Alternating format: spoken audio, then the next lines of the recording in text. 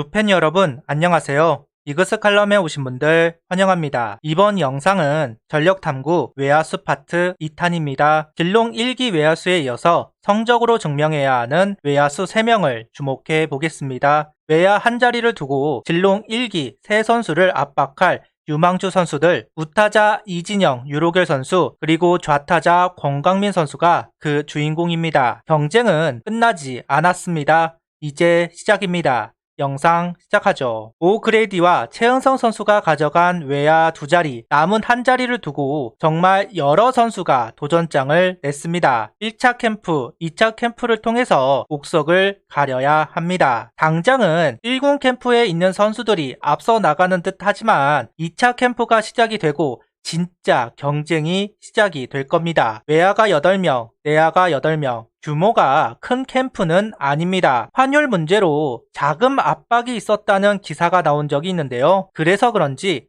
투수 위주로 캠프 명단을 짜고 야수는 최소화한 것으로 보입니다. 원래는 합류하는 게 맞는 선수들이 제외가 되었고 오늘 이야기할 3선수 중 2명이 퓨처스 캠프에 합류를 했습니다. 1군 캠프에 합류한 이진영 선수와 2군 캠프에 합류한 권강민, 유로겔 선수입니다. 다소 경쟁에 뒤처져 있는 선수들이라고 할 수 있습니다. 하지만 언제든 1군에 합류한 외야수 유망주들을 앞질러 나갈 수 있는 선수들이다 이야기할 수 있을 것 같은데요. 그 차이가 심한 상황이 아니라고 생각을 합니다. 상황이 좋은 것은 아닌 상황인 건 분명한 사실입니다. 김해찬, 이정재 선수 같이 장타력이 있는 외야가 들어왔고 시즌 후반기가 되면 최인호, 임종찬, 조한민 선수가 복귀를 합니다. 그 전에 자기 자리를 만들어 놓지 않으면 변우혁 선수처럼 팀을 떠나야 할 수도 있습니다. 시간이 많지 않습니다. 성장을 증명해야 합니다.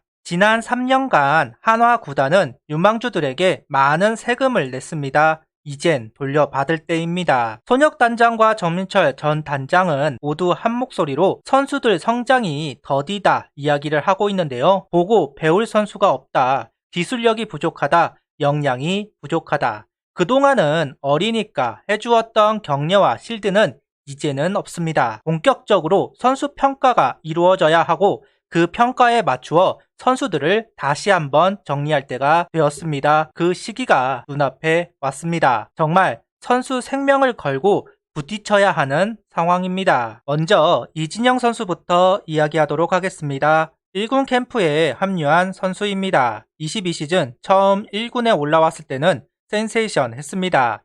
5월 한 달 동안 홈런 6개, 거포의 모습을 보여주면서 터크먼 노수광 선수 다음으로 많은 경기를 출장한 선수입니다. 팀 내 홈런 랭킹은 정은원 선수와 같이 3위에 올라와 있습니다. 이진영 선수도 유력한 주전 외야수 후보 중 한 명입니다. 수비 송구 능력도 준수하기 때문에 손혁 단장이 그렇게 찾던 우타 대타 그 이상을 해줄 수 있는 선수라고 할 수도 있습니다. 하지만 이진영 선수는 타격감이 떨어지고 반등하지 못한 채 시즌이 끝이 났습니다. 수베로 감독 쓴소리도 들었던 선수입니다. 자기 스윙을 하지 못한다. 더 긴장하는 것 같다. 어쩌면 이진영 선수도 노시안 선수처럼 삼진을 무서워하는 게 아닐까. 선구안이 있는 선수도 아니고 컨택 능력이 좋은 선수도 아닙니다. 23시즌도 낙관적이지는 않습니다. 최은성 선수가 FA로 오면서 외야수로 뛸 것으로 예측이 되고 그 자리는 우익수입니다. 이진영 선수와 포지션이 같습니다. 많이 밀릴 수밖에 없을 겁니다. 자신의 장점을 어필하기엔 최은성 선수가 컨택, 장타, 출루율 모두 우위에 있는 것은 사실입니다. 하지만 백업 외야수,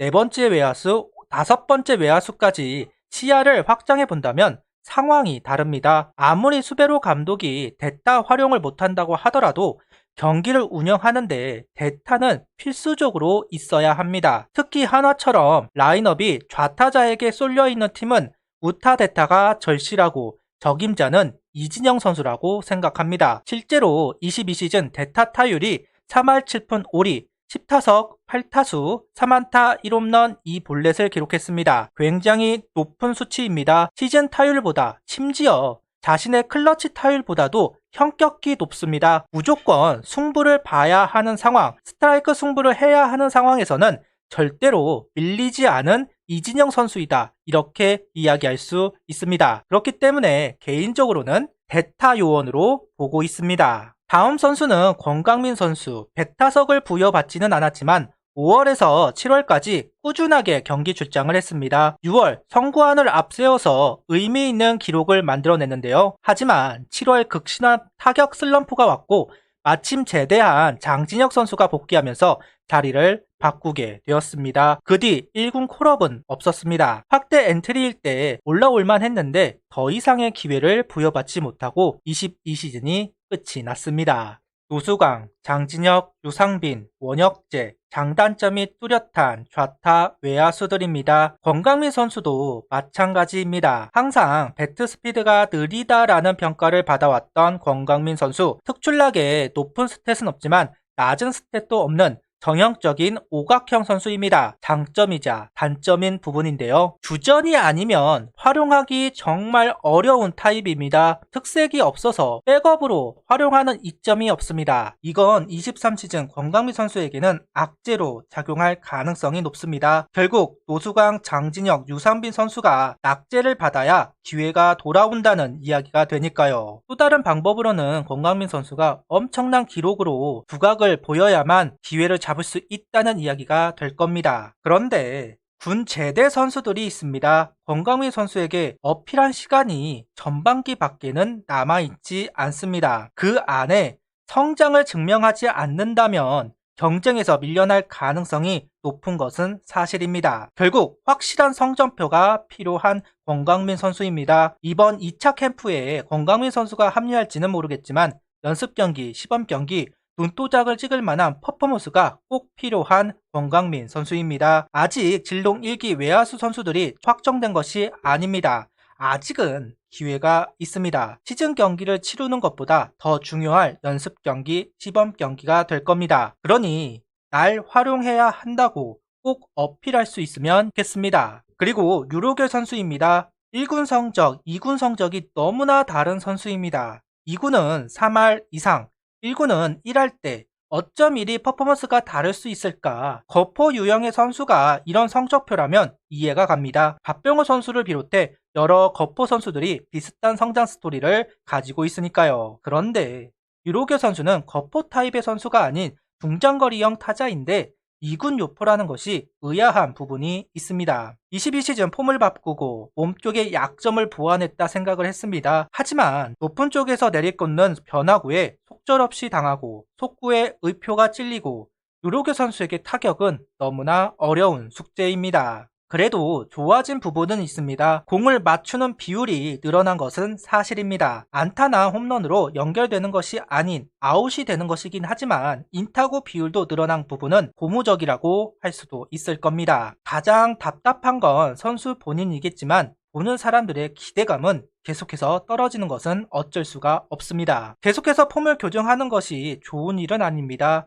현재 폼으로 답을 찾을 수 있다면 더없이 다행스러운 부분이라고 할 수 있습니다. 개인적인 생각으로는 정근우 선수 타격을 연구해 본다면 어떨까 하는 작은 소견을 이야기해 보도록 하겠습니다. 유로겔 선수도 기로에 서 있습니다. 언제까지 기회를 부여받을 수는 없습니다. 마지막 기회가 될 수도 있습니다. 그때도 1할 때 타율을 기록한다면 구단은 결단을 내릴 가능성이 높아 보입니다. 이진영, 권강민, 유로결 세 선수 많은 기회가 있지는 않습니다. 그렇기에 안달이 납니다.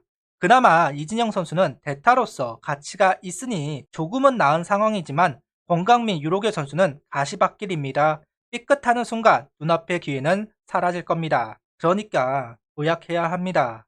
증명해야 합니다. 진롱 1기 외야수와 더불어 경쟁해야 하는 세 선수. 당장은 밀려있는 형국이지만 앞서도 이야기하였듯 그 차이가 크지는 않습니다.